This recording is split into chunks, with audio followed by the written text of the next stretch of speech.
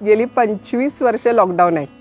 गेली 25 वर्ष मी एकाच ठिकाणी क्वारंटाईन आहे, ते म्हणजे माझ्या घरातला बेड. अगदीच कधीतरी महिन्यातून एखाद दिवस मला बाहेर यायला मिळतं. एकाच जागेवर मी बसू नये.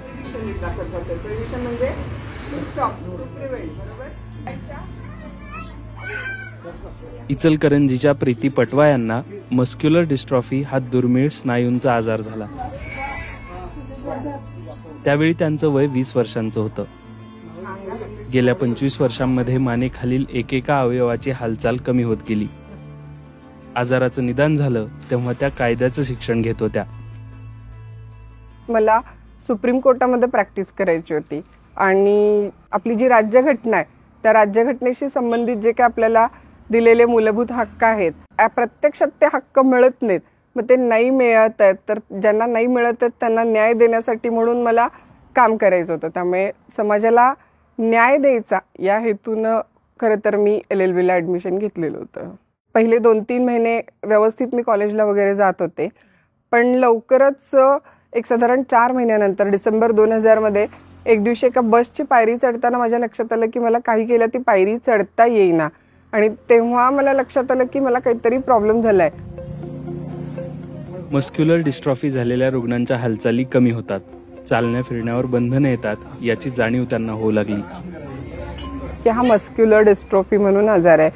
6 महिन्यातच आमच्या लक्षात आलं की वेगवेगळ्या डॉक्टरांना दाखवल्यानंतर आता आपल्याला पुढे आयुष्यात कधीच चालता येणार नाही आहे, कारण आपल्या शरीराचा एक एक अवयव हळूहळू निकामी होत जाणार आहे, त्याची ताकद हळूहळू कमजोर होत जाणार आहे. आम्हाला त्यावेळेला 2001 पर्यंत हे पूर्णपणे कळून चुकलेलं. पण माझ्या भावानं, माझ्या वडिलांनी, आईनी मला समजावून सांगितलं की तुझं शिक्षण तर पूर्ण कर, कुठल्याच गोष्टीला उत्तर नाही असं नसतं. पण प्रीती पटवा यांनी हार मानली नाही. आपलं शिक्षण सुरूच ठेवलं. कायद्यातलं उच्च शिक्षणही त्यांनी पूर्ण केलं. तेव्हाच त्यांच्या वाचनात स्टीफन हॉकिन्स यांचं चरित्र आलं. Don't concentrate on what you don't have, but concentrate on what you have. जे नाही आहे ते बघू नका, तर जे तुमच्याकडे आहे ते बघा. मी म्हटलं की आता आपल्याकडे नाही आहे ते काय आहे, कोर्टात जाणं शक्य असण्यासाठी आवश्यक असलेली शक्ती. आणि आपल्याकडे आहे ते काय आहे, तर शिकवण्याची कला आहे, शिकवण्यासाठी आवश्यक असलेले शिक्षण पण आपल्याकडे आहे. सुरुवातीला काही वर्ष कोल्हापूरच्या विद्यापीठात शिकवल्यानंतर त्या गेली 5 वर्ष स्वतःचे क्लासेस घेत आहेत. जसं जसं माझं लॉ क्षेत्रातलं ज्ञान वाढत गेलं आणि माझा आत्मविश्वास वाढत गेला तसं तसं मला वाटायला लागलं की आपण आता जजच्या परीक्षेसाठी पण क्लासेस घ्यायला हरकत नाही, म्हणून मी तेही क्लासेस सुरू केले. पण हे क्लासेस माझे खूप उत्तम पद्धतीने सुरू झाले. फंडामेंटल राईट्सचं चॅप्टर बघितलेलं आपण. खरं दुसरीकडे माझं शरीर मात्र मला हळूहळू साथ देत नव्हतं किंवा माझी साथ त्यानं हळूहळू कमी केलेली होती. जवळपास 2019 सालापर्यंत 20 सालापर्यंत पेन पकडायला पण हातात यायचं बंद झालेलं होतं. आपले 4 विद्यार्थी न्यायाधीश बनल्याचं प्रीती पटवा अभिमानाने सांगतात. जवळजवळ 30-40 तरी माझे विद्यार्थी उत्तम वकील म्हणून वेगवेगळ्या ठिकाणी वेगवेगळ्या न्यायालयामध्ये प्रॅक्टिस करतात.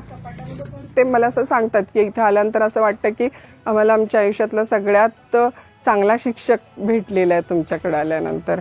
त्यामुळं त्या विद्यार्थ्यांच्याकडून पण मला खूप प्रेम मिळतं. त्यामुळे मला पण हुरूप येतो की अजून आपण नवीन काय देऊ शकतो, आपल्या नोट्स आपण अजून कशा पद्धतीने अपडेट करू शकतो. आज त्यांचं आयुष्य घरातल्या कॉटपुरतं सीमित आहे, पण त्यांनी बुद्धिमत्ता आणि जिद्दीच्या जोरावर केलेला इथपर्यंतचा प्रवास प्रेरणा देणारा आहे.